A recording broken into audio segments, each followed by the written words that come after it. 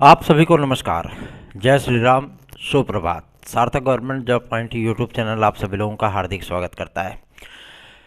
Channel पर नए हैं, चैनल को सब्सक्राइब करके वीडियो को लाइक कर दें, शेयर कर दें, बेल आइकन दबा कर रख लें ताकि आपको नोटिफिकेशन मिल जाए और आप उसे शेयर कर पाएँ। चलिए खबरों की शुरुआत कर लेते हैं। यूपी ट्रिपल एससी के विद्यार्थी बहुत ज़्यादा एग्रेसिव हो चुके हैं।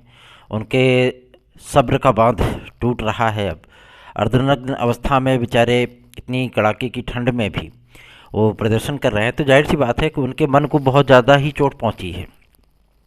मैं आप सभी भाई बहनों के लिए, जो आप सभी लोग इतने उदासीन और इतने निष्क्रिय हो जाते हो, ठीक है ना, इन भाइयों का भी सहयोग करिए। और मैं आप सभी लोगों को बताना चाहता हूँ, आपके एक दो परिणाम, चाहे वो जेई के हों, सांख्यिकी के हों, या आपके शोध के हों, या आपके एशो के हों, ठीक है ना, ये परिणाम आप सभी लोगों के इसी जनवरी में आने की प्रबल संभावना दिख रही है। शासन ने इसको सहमति भी दे दी है। बहुत जल्दी ही आपका परिणाम जारी होने चल रहा है। आप सभी लोगों के प्रदर्शन को मेरा सलाम। आप सभी लोगों ने जिस तरीके से अपनी बातों को शासन तक पहुंचाया है, जाहिर सी बात है उससे शासन तंत्र भी इस चीज़ को देख करके वो भी गंभीर हो चुका है, ठीक है ना। आप लोगों का परिणाम बहुत जल्दी ही आने वाला है।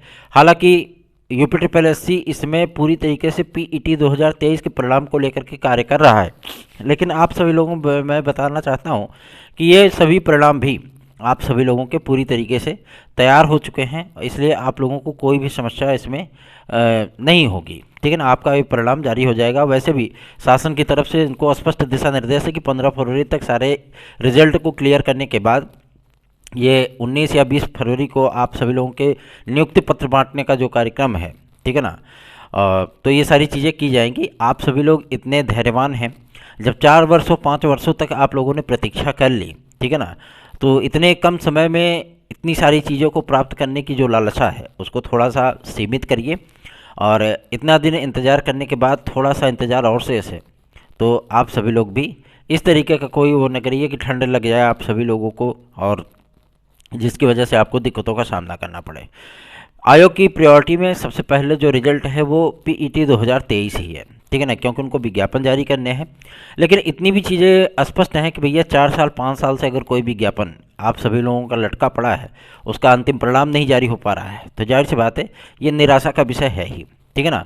तो आप सभी लोग भी निश्चिंत रहें। सार्थक गवर्नमेंट जॉब पॉइंट आप सभी लोगों के साथ पूरी तरीके से खड़ा है और आप लोगों के लिए जो मुहिम अब चलाई जा रही है उस मुहिम में आप सभी लोगों को परिणाम बहुत जल्दी ही हासिल हो जाएगा। चलिए आगे बढ़ते हैं।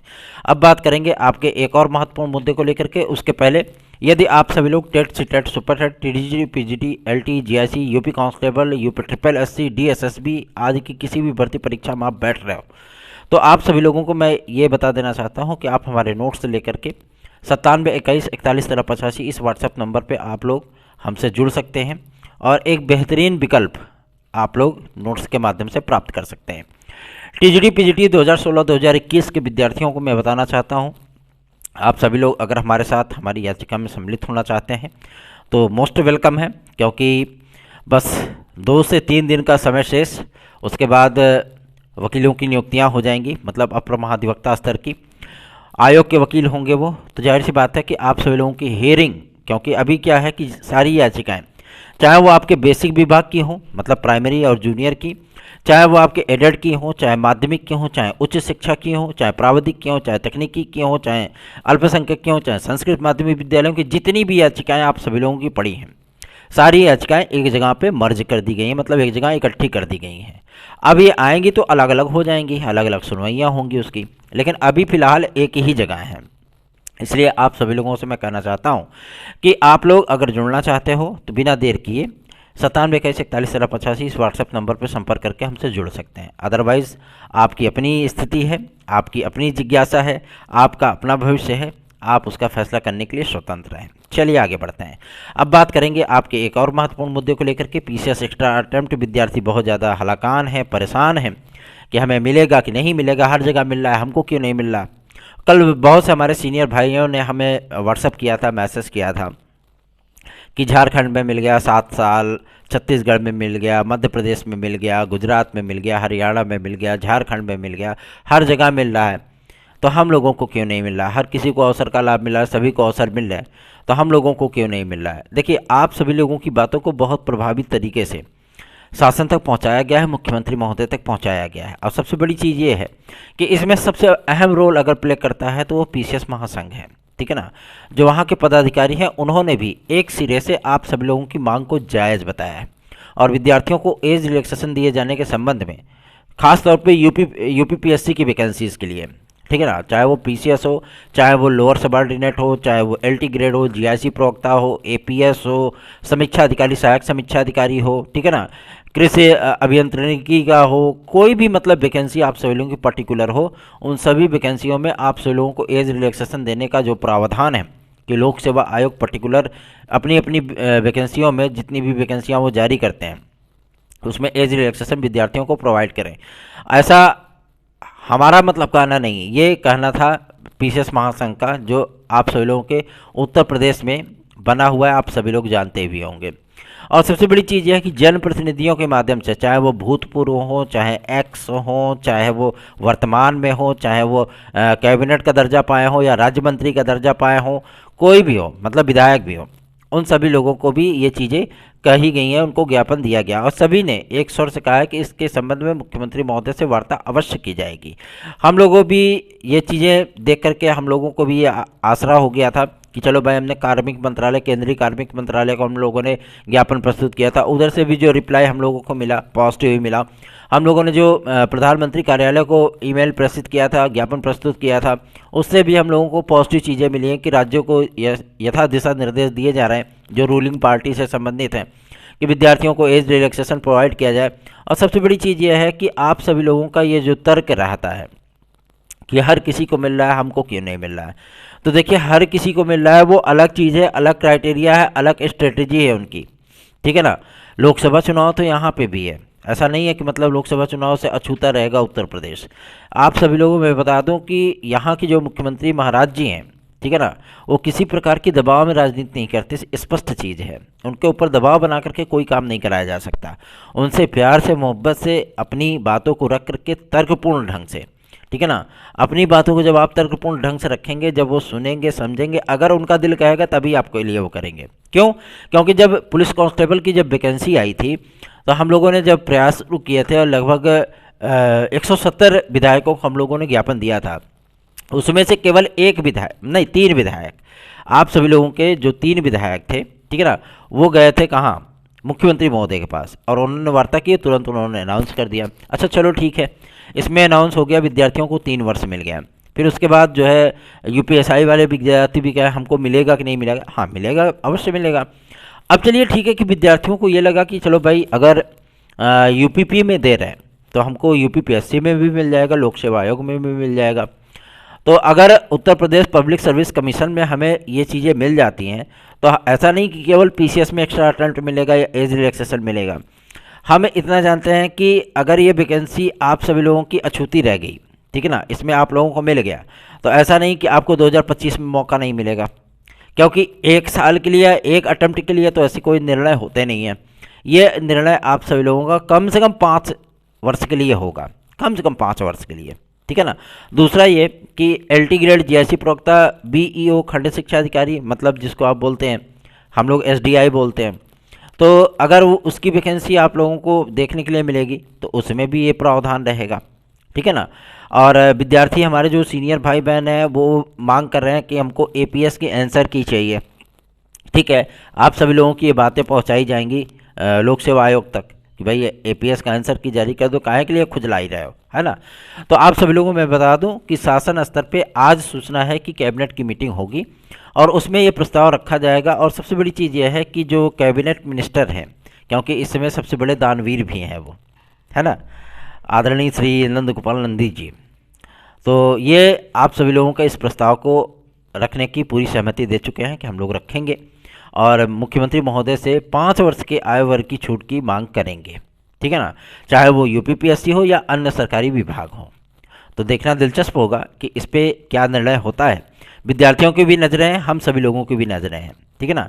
हम लोगों से जितना एफर्ट हो सकता था, प्रभावी एफर्ट हम सभी लोगों ने किया है और इसमें मेरा कोई स्वार्थ नहीं है, इसमें सिर्फ आप लोगों का हल्ला भला हो जाए, आप लोग अवसर पा जाओ, क्योंकि भैया हमारे बस की तो नहीं है, सीधी सी बात है। आज तक हम पीसीएस का मेंस तक तो लिखे हैं, लेकिन साक्षात्कार तक कभी नहीं पहुँचे हैं, ठीक है ना। और मैं आप सभी लोगों को बताना चाहता हूँ कि ये एक मैराथन पारी होती है, एक सब्र का काम होता है, जो कि विद्यार्थी बेचारे प्री तैयारी करें, प्री से मेंस में गए, मेंस तैयारी किए, मेंस क्वालिफाई हुए, इंटरव्यू में गए, और वहाँ अगर उनको जो है 60 नंबर या 80 नंबर दे करके छांट दिया जाता है ना, तो फिर से वो शून्य से स्टार्ट करते हैं। ये कमाल का धैर्य होता है, मैंने अपने भाइयों में देखा है ये चीज़, कमाल का धैर्य होता है। 3 अटेम्प्ट हमारे भाई साहब जो है, मतलब बड़े वाले भैया जो है वो डिसक्वालीफाई हुए थे। 3 अटेम्प्ट, उनका प्री भी क्लियर नहीं हो रहा था। चौथे अटेम्प्ट में हमारे सब फाइनल हो गया। और ऐसे ही हमारे सेकेंड नंबर के जो भैया ARTO हैं संत रविदास नगर भदोही में, वहाँ पे भी वही समस्या थी, ठीक है ना। उनको भी यही चीज़ें प्रॉब्लम आती थी कि उन्होंने लगभग 3 से 4 अटेम्प्ट जो है वो प्री तो क्वालिफाई कर लेते थे, बेंच तक जाते थे, और उन्होंने IAS का भी इंटरव्यू दिया हुआ है, तो नहीं होता था, किस्मत साथ नहीं देती थी। प्राइमरी के लिए भी उन्होंने ट्राई किया और TGT PGT के लिए भी उन्होंने ट्राई किया, लेकिन नहीं हुआ उनका। लेकिन चौथे अटेम्प्ट में IAS का जब इंटरव्यू दे करके आया तो उनका कॉन्फिडेंस और ही एक अलग लेवल पे था, और जब चौथे अटेम्प्ट में उन्होंने ट्राई किया तो उनका GTO PTO पे सिलेक्शन हो गया। तो ऐसी ही चीज़ें होती हैं, ये सांप सीढ़ी का खेल होता ही है। लोक सेवा आयोग की PCS की भर्ती सांप सीढ़ी का खेल है। कभी आप शिखर पे हो तो पुच्छ से सांप काटा और कुछ से नीचे आ गए आप, सीधी सी चीज़ है। जब तक लास्ट सिलेक्शन ना हो जाए तब तक यही चीज़ें चलती रहती हैं, ठीक है ना।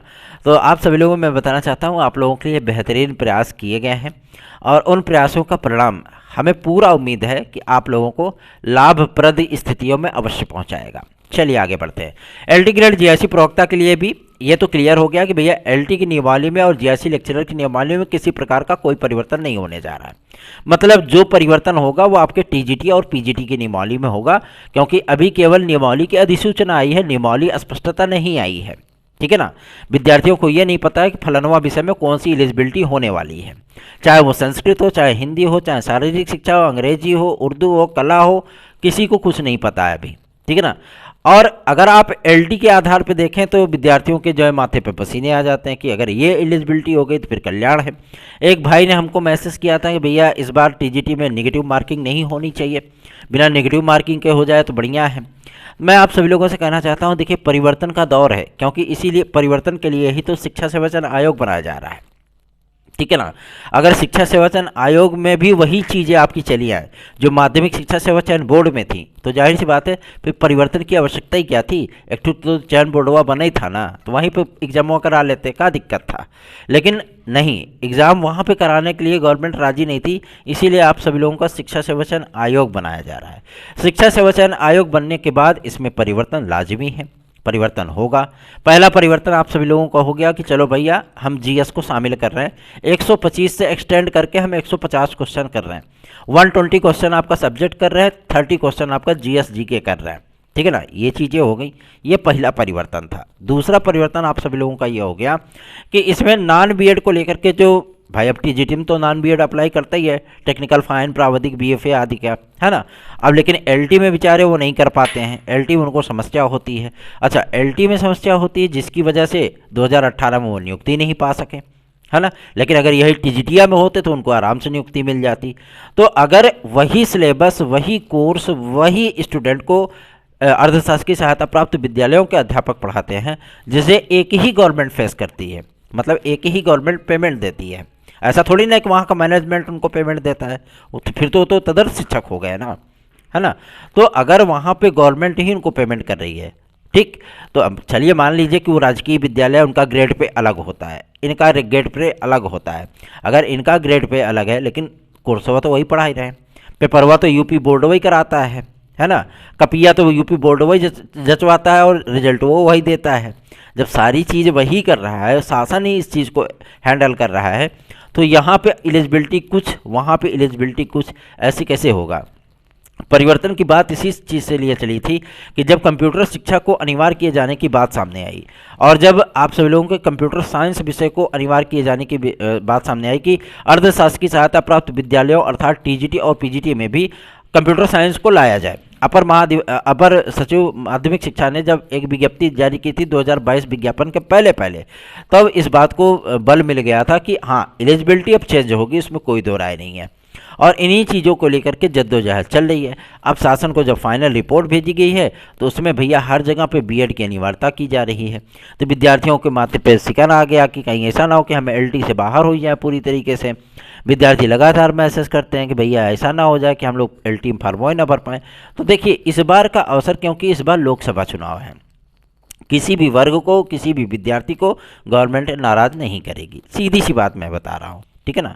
इसकी अधिसूचना तो जारी हो गई है। एलिजिबिलिटी जब आप लोगों का फाइनल होगा, मतलब 2-3 दिन में इस चीज़ से पर्दा उठ जाएगा, तो आप लोगों को मैं बता देना चाहता हूं कि गवर्नमेंट कहीं ना कहीं से आप सभी लोगों को चाहे चिट करे चाहे पुट करे, लेकिन कहीं ना कहीं से आपको शामिल करेगी ही करेगी, उसमें कोई दो राय नहीं है, ठीक है ना। तो आप सभी भाई, एज रिलैक्सेशन का भी एक मुद्दा है कि अगर ये भी मिल जाए तो भी वोट बैंक साधा जा सकता है। भले ही अगर लोक सेवा आयोग ने इस चीज़ को कहा है कि चलो भैया नहीं, कम से कम तो 3.25 लाख आवेदन होंगे, ठीक है ना, 10-20 हज़ार एक्स्ट्रा आ जाएंगे, काहे कि उधर से जो सिलेक्शन पाए हुए विद्यार्थी हैं जो ये चाहते हैं कि हम एसडीएम बन जाएं या हम और अच्छी पोस्ट पे पहुंच जाएं।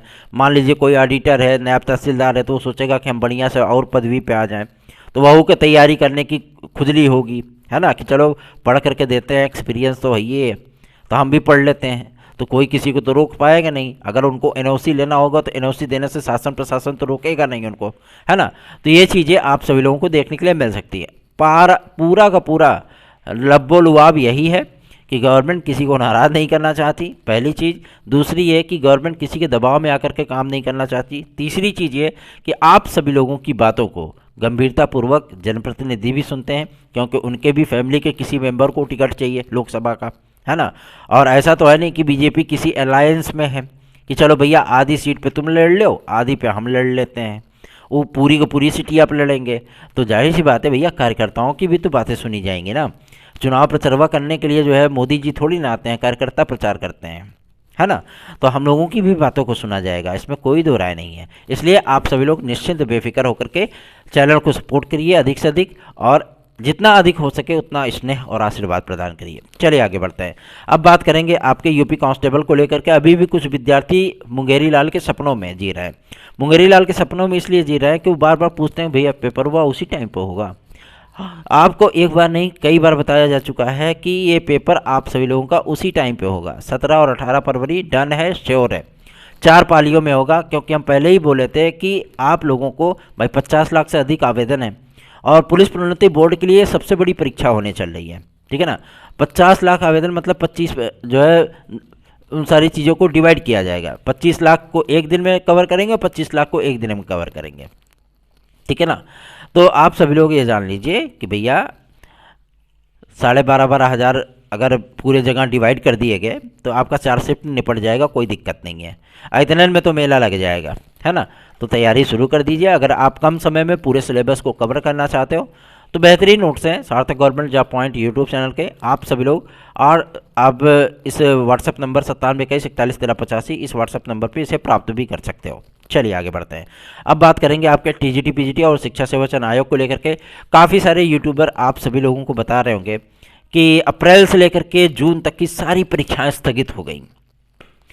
चुनावी आचार संहिता इस तारीख से 15 तारीख से चुनावी आचार संहिता लग रही है। ये सारी बातें आप सभी लोगों को देखने के लिए मिलती होंगी। विद्यार्थी हमारा खून चूसते हैं फिर, है ना, वो हमारे लिए सरदर्द बन जाते हैं। इतना स्क्रीनशॉट, इतने मैसेजेस कि लगता है कि अब यहाँ इलेक्शन कमीशन ने लोकसभा चुनाव की उद्घोषणा कर दी है और मुख्यमंत्री प्रधानमंत्री सहित सब लोग चुनाव में कूद गए हैं। मैं आप सभी लोगों को बताना चाहता हूं कि अभी चुनावी आचार संहिता मार्च के लास्ट सप्ताह में ही आपको देखने के लिए मिलेगी।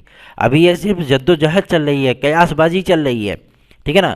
कोई भी हो, अभी इतनी जल्दी चुनाव नहीं घोषित होंगे। क्यों? क्योंकि इलेक्शन कमीशन अभी केवल 5 राज्यों को ही कवर कर पाया है और वो भी दक्षिणी और पूर्वी राज्य हैं। वो जब तक पूरे राज्य में वो घूम करके इंफ्रास्ट्रक्चर, सिक्योरिटी, पुलिस बल की जो है मतलब पूरी सहमति, हाँ कहीं कोई त्यौहार तो नहीं, कहीं कोई जो है मतलब परीक्षा तो नहीं, कहीं कोई चीज़ें तो नहीं है, ये सारी चीज़ें जब तक क्लियर नहीं कर लेंगे तब तक भैया ये सब नहीं होगा, ठीक है ना। टेंशन मत लीजिए इस चीज़ का। पूरे राज्य को कवर करेंगे, सेंट्रल टेरिटरी को कवर करेंगे, सारी चीज़ें इंक्लूड करने के बाद ईवीएम मशीन को पहले सारा चीज़ का टेस्टिंग होगा, चेक होगा, फिर उसके बाद जो है राजनीतिक पार्टियों के साथ मीटिंग होगी, पहले सारी चीज़ें क्लियर की जाएंगी, ठीक है ना, तब उसके बाद चुनाव की घोषणा होती है। पहला सब लिस्टिंग करेंगे, जो नए नए वोटर आए हैं पहले वोटिंग लिस्ट या तो बनेगी ना, सारी चीज़ें कवर करेंगे ना, तभी तो कुछ होगा। और ये प्रक्रिया आपकी फरवरी में स्टार्ट होने चली है। नए लोगों को जोड़ेंगे, ठीक है, वोटर कार्ड बनाएंगे, दुनियादारी, ये सारी चीज़ें होंगी ना, तभी तो चुनाव ना होगा। अब ऐसा तो है नहीं कि जो 2019 और 22 में चुनाव में वोटिंग किए थे और वो जो है मतलब अभी भी एलिजिबल नहीं हुए हैं, वो वोट नहीं डाल सकते। भाई हर जगह हर साल नए नए लोगों को जोड़ना पड़ता है ना, तो यही चीज़ें होंगी। इसलिए आप सभी लोग बेफिक्र होकर के अपनी तैयारियां स्टार्ट कर दीजिए, तैयारियां करिए और सार्थक government job point YouTube channel को अधिक से अधिक स्नेह और आशीर्वाद प्रदान करिए। धन्यवाद। आप सभी का दिन शुभ हो।